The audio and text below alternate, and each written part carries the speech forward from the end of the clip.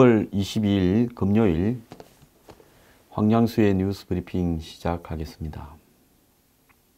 오늘 첫 순서로는 금요 칼럼으로 하겠습니다.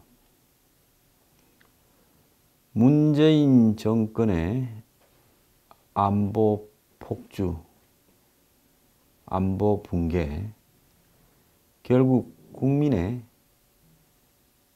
현명하고 양심적인 대처만이 이를 막을 수 있다. 이런 주제로 이야기를 하겠습니다. 요즘 이 세상은 미쳐서 날뛰는 광분하는 세상입니다. 문비어 청가가 판을 치고 더 나아가서 저는 가뭄에 콩나듯이 방송에 나가고 있습니다. 일주일에 두세 번인데요. 사실 그것도 나가고 싶어서 나가는 게 아니라 그냥 PD들, 오래 관련이 있는 사람들하고 관계를 거부할 수 없어서 나가는 겁니다. 이제 방송에 더 나가는 것도 포기를 했습니다. 혹자는 제가 그 방송에서 무슨 뉴스 브리핑과 다른 발언을 한다 이런 말을 하는데요. 그 방송에서 나오는 내용 중에 제가 소신껏 할 수 있는 말을 거부하고 방송이라고 해서 방송에 나가기 위해 방송국의 의도에 맞춰서 발언한 적 한 번도 없습니다. 하지만 그 방송은 주인이 따로 있는 방송이고 이것은 제 방송이니까 내용이 내 마음대로 할 수 있는 게 아니라 그쪽에 정한 주제에 맞춰서 정해진 시간에 말할 수 있을 뿐입니다. 저는 방송 수입으로 생계를 유지하기에는 그건 턱없이 부족해서 그건 불가능한 이야기니까 가끔 저에 대해서 오해하는 분들은 그런 부분을 거두어 주기 바라고요.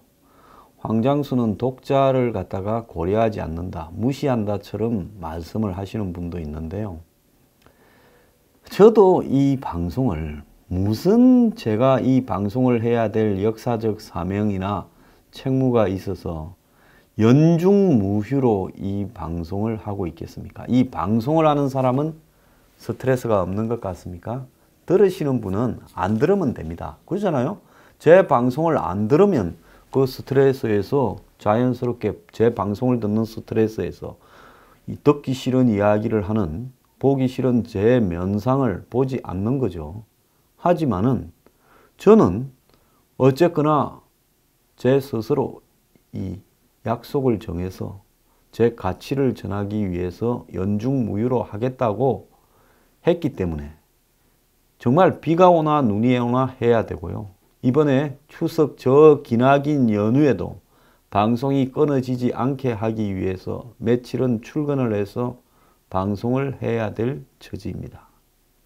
솔직히 이 방송 정말 자존심도 상하고 쓰레기 같은 이런 내용들을 전달하는 저도 속이 상하고 이런 것을 찾아서 자료를 뒤질 때 쓰레기통을 뒤지는 느낌을 받기도 합니다. 또 더 나아가서 정말 제 방송에 댓글을 쓰거나 비난을 하는 사람을 볼 때 내가 이 나이에 뭐 하자고 이 짓을 하고 있나 하는 생각이 들 때가 한두 번이 아닙니다. 더 나아가서요. 대중의 수준이라는 것이 과연 계몽이 될 수 있는가라는 부분에 대한 회의를 느낄 때도 한두 번이 아닙니다. 제가 계몽이라고 하니까 듣기 싫어하는 분이 굉장히 많으신데요. 제가 무슨 일제시대 때 유학 가가지고 상록수로 시골에 가서 못 배운 분들한테 전달하는 계몽이 아니라요. 요즘 못 배운 분들이 어디 있습니까? 다 제 이상은 배웠습니다. 그런데요.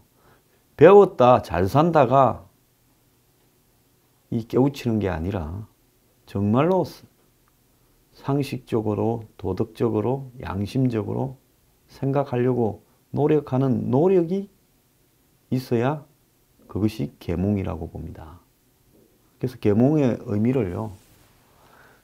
이 좌우 기득권이 가두어 놓은 사고의 틀을 깨는 부분이라고 생각을 해주기 바라고 그것조차도 듣기 싫으신 분은 그냥 안 들으시면 되는 겁니다. 그러지 않습니까? 제가 무슨 TV를 틀면 강제적으로 나오는 방송이 아니지 않습니까? 듣고 안 듣고는 들으시는 분의 선택에 달려 있는 건데요.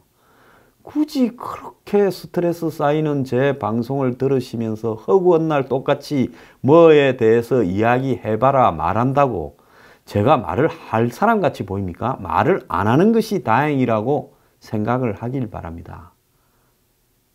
할 말이 없어서, 논리가 없어서 말을 하는 게 아니라 중요한 일들이 쌓이고 있는데 그런 대행적 분란을 일으키기 싫어서 말을 안 하는 거니까요.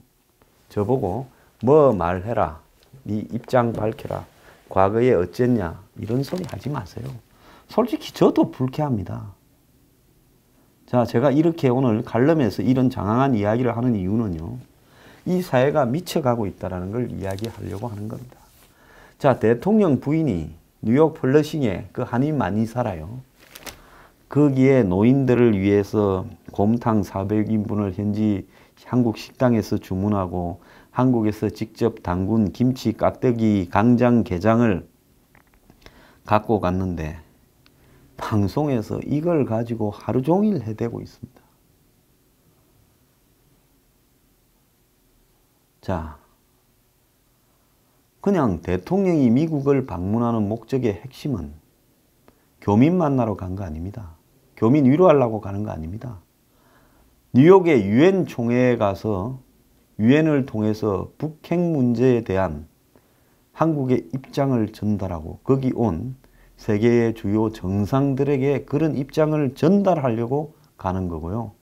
교민을 만나서 곰탕을 접대하거나 간장게장을 접대하거나 깍두기를 이야기하는 건, 드리는 거는, 그거는 그야말로 대통령이 간 김에 같이 간 김정숙 씨가 대접을 하는 부분이기 때문에 이런 것은 몇 줄짜리 가십으로 나와도 충분한 겁니다. 근데 이것도 타겟미니 작품입니까? 현지에서 접하기 어려운 간장게장을 대접했다. 이렇게 세세하게 우리가 들어야 되는 겁니까?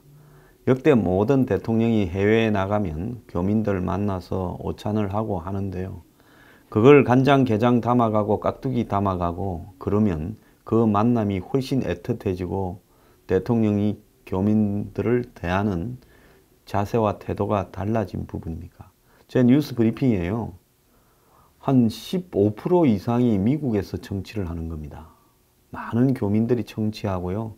우리 교민들 중에 이 뉴스 브리핑을 후원하고 열렬히 지지하고 또 미국에 와서 좀 쉬다 가라, 미국에 와서 강연하라, 이런 이 따뜻함을 전하는 분들도 많습니다. 멀리서 참 애써 성공하셔가지고요, 그렇게 말씀하시는 분들에 대해서 저는 감사하게 느끼지만은 그 세상의 모든 일을 이벤트로 담아가면서 본질보다 비본질을 더 크게 전달하는 한국 언론에 대해서, 그리고 그런 것들에 놀아나는 한국 국민들에 대해서 저는 솔직히 혐오감을 느낍니다. 왜? 대통령이 미국 간 게 간장게장이 중요한 게 아닙니다. 어제 문 대통령의 뉴욕의 연설에 대한 평가가 간장게장에 관한 기사보다 더 작게 나왔습니다. 찬양하는 글들이나 그냥 아무런 맥락 없이 대통령이 이런 이야기를 했다고 소개하지, 언론이면 평가를 해야지요. 그럼 평가는 간장게장 기사보다도 더 작게 나왔다는 겁니다. 자, 그뿐 아닙니다. 요즘 블랙리스트 이야기하면서 이명박 전 정권이 완전히 벼락을 맞고 있는데요. 저는 이명박 전 정권이 정말로 디테일하게 이명박 전 대통령의 성격대로 온갖 분야에 디테일하게 쓸모없는 간섭과 개입을 한 부분, 솔직히 말하면 혼자 방먹는, 지나치게 특정한 데 집착하는 원세훈 전 원장 딱 얼굴을 한번 보세요. 그분이 어떤 성격인가? 결벽증 비슷한 성격을 갖고 있고 집착증 비슷한 성격을 갖고 있는 분이라고 봅니다. 자, 그 사람이 꼼꼼하고 디테일하며 사고수습에는 탁월한 능력을 가진 이명박 대통령의 눈에 들어서 세상의 모든 부분을 개입하려고 한 부분은 잘못이지만은 자, 요즘 문성근이, 김여진이, 김미아 등이 TV에 나와가지고 자기들이 마치 정말 예술인이었는데 탄압을 받은 것처럼 이야기를 하는, 순수한 예술인이었는데 탄압받은 것처럼 이야기하는 형태에 대해서는 저는 혐오감을 느낍니다. 옛날에 가수 윤도현이요, 요즘은 좀 안 그래서 다행이라고 생각합니다만은, 정치적 행사 참여하고 발언하는 식으로 하다가 탄압을 받았다 어쩔 때 할 때도 저는 마찬가지였고, 김제동에 대해서도 마찬가지입니다. 연예인은요, 이 예술로 자기의 가치를 입증을 해야지, 연예인이 어느 순간에 폴리테이너가 되어서 자기가 가지고 있는 공적인 전파력을 이용해서 마치 자신이 정치적 공인인 것처럼 정치적 발언을 함부로 하는 것은 저는 있을 수 없다고 봅니다. 외국의 연예인도요, 정치적 발언을 특정 정파 편에 서서 막 해댄 사람 존경받지 못합니다. 조지 클루니요, 남수단인이 각종 아프리카 인권인이 개입을 해서 발언하는 거 사람들이 좋게 보다가 지난 대선에 힐러리 편에 서서 3억짜리 뭐 몇천만 원짜리 밥 먹는 모임 주선하고 하는 거 보면서 많은 사람들이 만정이 떨어졌다고 이야기를 합니다.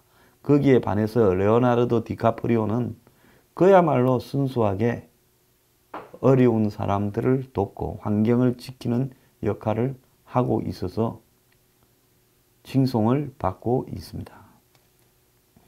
예술인이 보편적인 인간의 가치에 대해서 발언을 하고 실천을 하는 부분은 찬양받을 일이지만은 항상 편이 엇갈리기 마련인 정치적 문제에 대해서 언급을 하는 것은 옳지 않다고 봅니다. 김민선이요, 요즘 김규리로 이름을 바꾸었죠. 자, 광우병으로 전부 다 광우병이 헛소동으로 난리를 칠 때 지도 가세를 했습니다. 홈피에 광우병이 덕실거리는 미국 소를 뼈채로 수입을 하다니 차라리 청산가리를 입안에 털어넣는 게 낫겠다, 이렇게 말했는데, 그 뒤에 이 여인이 미국에서 햄버거를 먹고 있는 장면이 등장하면서 대중의 분노를 일으켰고, 광우병의 광풍이 거리를 휩쓸고 간 뒤에 보수층에서는 이 사람에 대해서 상당히 좋지 않게 봤죠. 본인은 30대가 날아가 버렸다라고 이야기하지만은 제가 봤을 때 이 사람 연기력이 별로 뛰어나지도 않았고 어중간한 부분이 많았습니다. 그래서 광우병 발언이 아니더라도 탑스타로 가기에는 참 어정쩡한 측면이 많이 있었죠. 그렇지만은 그 뒤에도 영화, 드라마 다 출연했고, 문성근 씨는 지금 여당에, 야당일 때 대표를 했고 노사모의 주축이었고, 백만 밀란이니 뭐니 해서 문재인 대통령을 다시 대선 후보로 2012년에 끌어들이고 민주당으로 넣는데 큰 역할을 했던 정치인이고, 더불어민주당으로 부산에 출마를 했다가 떨어진 사람입니다. 그렇지 않습니까? 더불어민주당이 아니라 민주당이란 이름으로요. 그럼 정치인이죠. 정치에 갔으니까 정권이 바뀌면 한마디로 자기가 하고 있는 본업에 대해서 자유스럽지 못한 일이 생깁니다. 그건 뭐냐면 과거에 자기가 누리던 여당 일대의 광범위한 자유가, 이 사람 노무현 대통령 집권했을 때 여러 가지 직책을 맡고 연예계에서 큰 손이라고 꼽혔던 인물 아닙니까? 그런데 정권이 바뀌었으니까 당연히 과거에 하던 일들을 못하게 되는 거고, 그러지 않습니까? 걸리면 좀 조지고 싶지 새로운 뭘 해주고 싶겠습니까? 영화를 만들려 해도 투자도 잘 안 되는 거, 좀 그렇다고 봅니다. 그게 지금 대한민국의 수준 아닙니까? 적폐청산한다고 국정농단 처벌한다고 과거에 10년 전까지 끄집어내어서 처벌하는 게 대한민국의 수준인데, 반대측에 있는 보수의 수준이 그것보다도 나을 거라고, 당신들은 보수를 갖다가 경멸하는데 보수 수준이 그렇지 그거보다 나을 거라고 생각을 했습니까?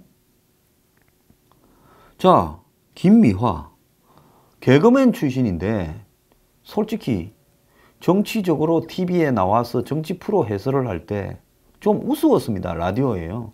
목에 힘을 주면서 옛날과는 다른 목소리로 그런 이야기를 하는데 제 머릿속에는 검은 테이프를 붙여가지고 수납질 여사 할 때 모습이 생각나서 도무지 몰두할 수가 없었습니다.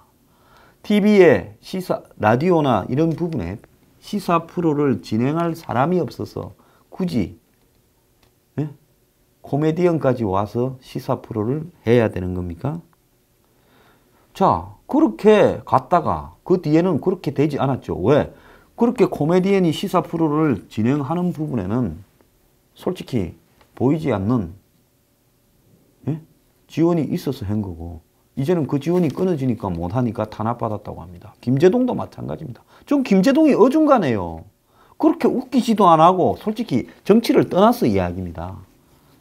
유재석이나 강호동이나 박수홍이나 이런 인물과 놓고 보면 김제동의 저는 유머 고도도 약하고 솔직히 좀 뭔가를 억지로 하려고 한다는 느낌도 들은 인물입니다. 그런데 그러다 보니까 점점 정치적인 발언을 하면서 방송에서 배제되어 가는데 자, 저는요, 이 정치인도 아닙니다. 제가 무슨 정치를 떠난 지 오래됐어요. 정치를 하려고 시도도 안 했습니다. 그런데 방송에 가끔 나가서 이야기를 하고 뉴스 브리핑에서 가끔 이야기하는 걸로 제가 한번 보세요. 박근혜 정부 때부터 거의 대부분의 방송에서 배제되었습니다. 제가 이들 연예인들처럼 블랙리스트를 가지고 이야기하자면 이명박 정권 때 블랙리스트 엄청 탄압받았어요. 박근혜 정부 때도 블랙리스트. 마지막 2년은 블랙리스트였습니다. 지금은 말할 것도 없고요. 그러면 나는 이쪽 저쪽 다 탄압받았다라고 그렇게 울고 다니면서 이 블랙리스트의 탄압이라고? 아마 지금 이 사람들이 뒤져서 국정원에서 나온 이야기들 중에 제 이야기도 많이 있는 걸로 저는 생각을 합니다. 그런데 제 같은 사람이 탄압받았다 하면 자기들한테 유리할 게 없으니까 말을 안 하겠죠. 그러지 않습니까? 그렇지만 그런 말을 할 필요가 없는 거예요. 왜? 내 선택이었고 그리고 방송국은 방송국의 선택이었고 정치인은 정치인의 선택이었고 더러우면 이 바닥 떠나면 되는 겁니다. 자, 이래서 연예인들이 지금 자기 인생이 날아갔니 국민의 세금이 어떠니 하면서 기어 나와서 그러는데요. 제가 그런 사람들한테 이야기를 하겠습니다. 그런 거 이런 꼴 겪을 거를 몰랐냐? 정말로 이런 꼴을 겪을 거라고 나중에 또 정권 바뀌면 더 심한 꼴을 겪을 거라고 각오하기 전에는 함부로 씨버리지 마라. 그리고 솔직히 해주고 싶은 이야기는 그때 이명박 때 박근혜 때 탄압받는다고 말을 해라. 저는 이명박 박근혜 정부 노무현 정부에서 전부 제 소리를 냈습니다. 너는 나쁜 놈이다라고도 했고 그리고 날 건들지 마라고 공개적으로 소리를 냈습니다. 그럴 용기도 없으면요. 세상 좋아진 다음에 기어 나와가지고 지적이지 말기를 바랍니다. 자, 오늘 어느 칼럼에 김일성 만세라 하는 자유. 자, 북한에는 김일성을 비판할 자유가 없는데 한국에는 김일성 만세, 김정은 만세라고 말할 자유가 있고 잡혀가지 않습니다. 좀 삐딱한 저항시인 김수영이 1960년에 김일성 만세라는 시를 썼는데 이 시는 김일성을 찬양하자라는 게 아니라 사회의 발언의 자유를 제한하는 금기에 대해서 말했다. 이렇게 해석이 되는데 이때 김수영 시인은 붙들려가고 곤욕을 치렀겠지만은 이제는 이런 일들이 보편적으로 됐습니다. 한국은요. 자, 북한은요. 말할 것도 없이 이러다가는 김일성 나쁜 놈 하다가는 바로 목이 잘려 죽을 거고 한국에서도 김정은을 욕하고 그 3대를 욕하는 것은 종북 좌파들이 협박을 합니다.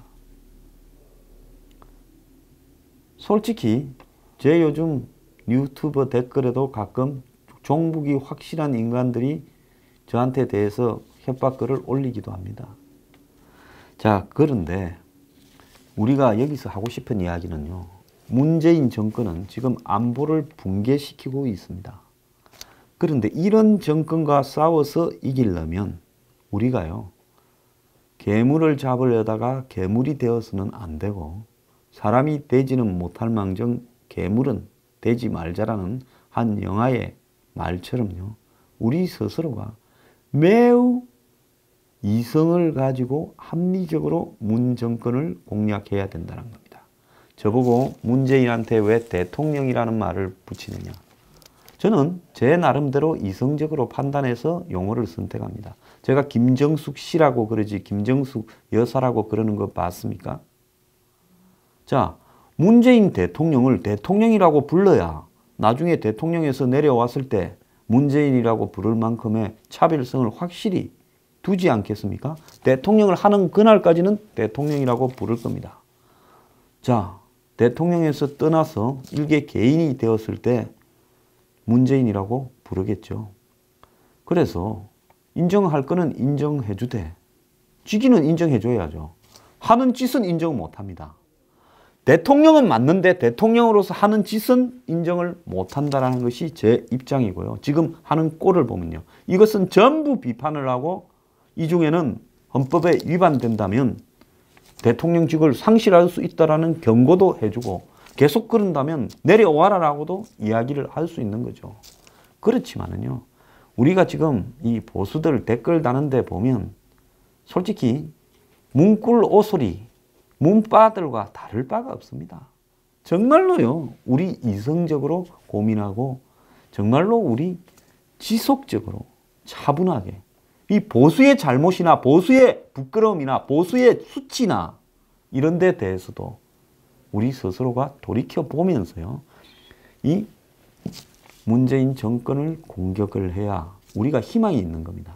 과거에 DJ 노무현 정권 10년을 거치면서 이 좌파가 완전히 몰락을 해서 그저 정권을 이명박 대통령이 흠이 아주 많음에도 넘겨받았습니다. 그래서 그 정권도 엉망이었지요. 그랬는데도 불구하고 박근혜 정권을 겨우 만들었습니다. 그런데 이 정권은 스스로 버틸 능력조차도 가지지 못하고 스스로 무너져 버렸습니다. 자, 이쯤 되면요, 우리가 이 문 정권을 타도하고 다시 정권을 받는다라는 부분에서 이전에 이명박 정권과 박근혜 정권 비슷한 수준으로 정권을 넘겨받는다면 받아본들 얼마나 가겠습니까? 이 제 말을요, 가슴에 새기기를 바랍니다. 이들 과거 9년의 보수 정권보다는 훨씬 나은 가치나 비전이나 성찰과 반성이 있어야 되고요.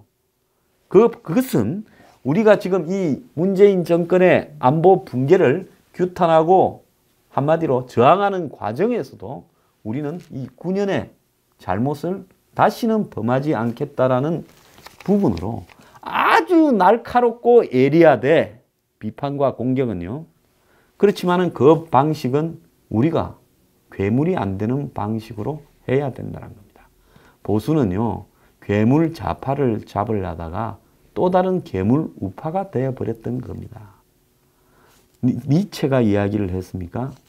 당신이 10년을 오래 들여다보고 있으면 10년 동안 너를 들여다본다. 이 말이 뭔가 하면요, 결국은 내가 이걸 어떻게 죽일까 하고 고민만 하고 거기에 대한 정오와 자신이 옳다라는 절대적인 자가 당착만 가진다면 이 괴물을 잡았을 때요, 자기도 괴물이 되어 있는 겁니다. 그걸 반복해서 무엇 하겠습니까? 그래서요, 문재인 정권의 안보 붕괴, 이걸 막으려면 우리는 괴물이 되지 말아야 되는 겁니다.